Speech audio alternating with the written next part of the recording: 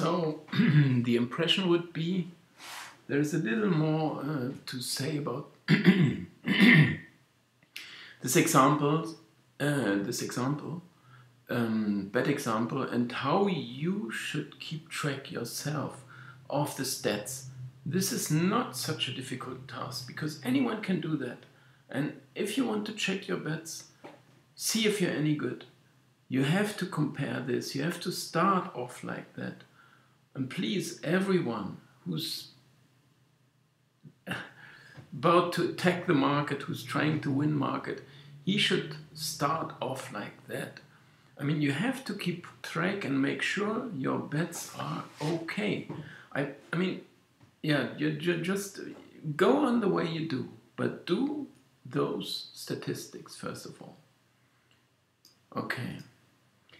So I set up another example here to make sure you understand and you know what to do. I mean, anyone can handle Excel, I guess. So you just open a file and enter the bets you made. And let's say you think Leipzig, we just enter some bets we had been doing. I was sure I was doing this right with the with the format here, so I don't want this rubbish in there. And actually it's working.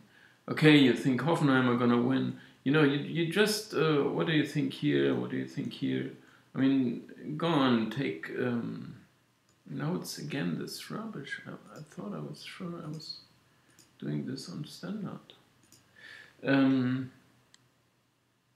Maybe it's doing it all by itself.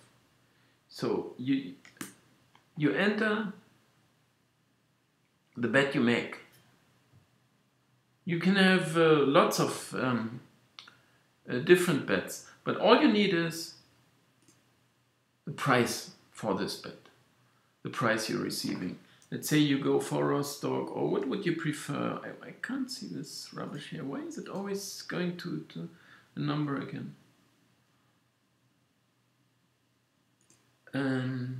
You think Karlsruhe are gonna win? We just make some home games. No, I can't stand this really.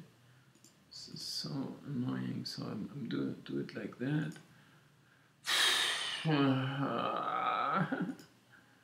Even if it were a number, then what is doing to the X? So I can delete those here. Anyway, what do you think? New coach, Crystal Palace, they are gonna win. Those games have been played already. All I'm showing you here is, you think Tottenham win. That's what most people thought, but it didn't work out. All I was showing you, okay, you have your picks. It doesn't matter what they are, but you have a price for that. So you wouldn't even need this. You wouldn't need those columns. All you need is the price you have and the reciprocal of this price. It's all coming down to probabilities, and there's no way by this, or I don't know any better way. And if there is any, maybe people tried all kind of stuff to beat the market, and I found plenty of videos and so on, but I can't follow their advice. It's the only thing I can do. It's all about probabilities. So what are these figures he's saying? If you go for a 170, I took some prices here random, it doesn't matter really. It's you go for a 170. When you bet for a 170, you need at least 58.82% for this bet to come, for this home win of Hoffenheim. You need at least this. You need at least the reciprocal of this. You need the reciprocal of 2.05, so you need 48.78% for Darmstadt to win. This is for a start. You need this percentage. If you have an X here, you can enter anything here, so it's just going more and more, and the format is still not there, and really it's annoying. I can't understand why. But you just enter some random picks. It doesn't matter. You have an X here, you have a 2 here. It does not really matter. But you are getting those percentages that you least would need. If you go for Middlesbrough, you get a 175. You need 57.14%. They won, by the way. Right? If you go for Rapid, you need at least this percentage. And what it comes down to is not just you need these percentages, which it's gonna come or it's not gonna come. There's nothing to prove you were right or wrong. It's just all about winning. Of course, you got it right, so you get them all right. Well done.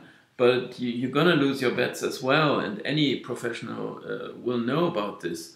And of course, there's no way, I can't tell the future. No one can. We just try to make good bets, decent bets, and have some reason for that, some basis for that. But that's not subject here. If you go for Salzburg, you need 71, the reciprocal of this. And what happens here as soon as you enter, whatever it is, you take Innsbruck, they lost, by the way. But what happens is, watch this figure here. You go for Bordeaux, they won. This figure is going up, this figure is growing. So with every bet you make, with every tick you make on your bet coupon, you raise the amount of good bets, of winning bets. You see, 10.66 now. This is summing up all those probabilities. And this is the good bets you need. This is the amount of good bets you need, or you would at least expect from this. So what are you going to do? You do this week in, week out.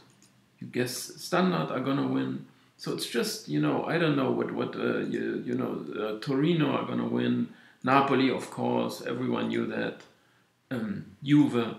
So do the way you always did, but take down the prices, have another column for the reciprocal of this price, and then you add up, you get the total of those lowest needed probabilities for this event to come.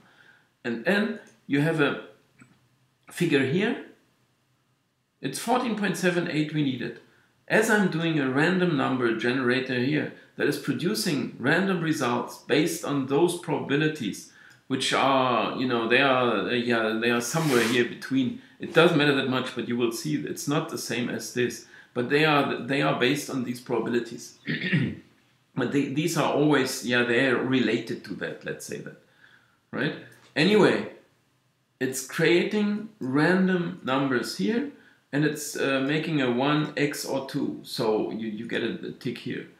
And in case this random number, I don't want to explain this algorithm too deeply, but you get a home win, draw, away win, home win, you get all this kind of stuff, and the more likely the away win is, the more likely you will get 2 here, because if this random number it's 95%, so it's within this range here, this 45%, this is in this range here, 36.82, so it's a home win, and so on. So you can figure out the algorithm. But anyway, in this example, we needed 14.78. I just made some random picks, you remember, right? And whenever it went well here, the X did not come, here you get a 1, so this means a winner. So, and those are added up here as well. So I got 15 right, and I needed 14.78. So I was good on this weekend, so to say, or whatever it means. Anyway, you take down those prices. You don't need an amount of money on that or anything, just to figure out whether your bets are any good. And in the end, you get a sum here, and you get a sum here of how many did you get right in the end. And if it's 14.78 you needed, and it's 15 you got, you've been doing well, and you can say, let's get on with it. So I've been doing fine.